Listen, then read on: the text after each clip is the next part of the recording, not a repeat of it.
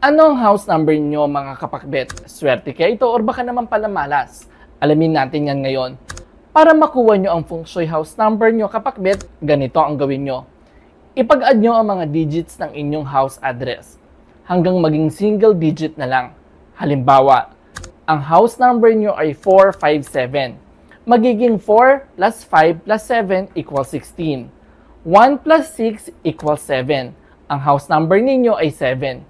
Kung may block at lot naman, ganun din ang gagawin nyo mga kapakbet. Alamin na natin ngayon kung alin ang swerte at malas na house number.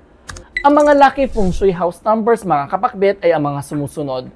1, 2, 3, 6, 8 at 9. Ang mga unlucky feng shui house numbers naman ay 4, 5 at 7. Para sa remedyo mga kapakbet, gawin yung bilog o oblong ang plaka o kung saan nakasulat ang inyong house address sa bahay. Kung bibili o magpapatayo kayo ng bahay, isa ito sa mga dapat nyong tignan. Tignan mo na kung swerte ba ito o malas. Ano ang house number mo kapakbet?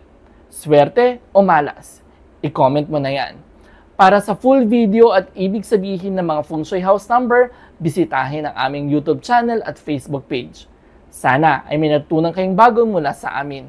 Master Michael here, simplifying feng shui for everyone.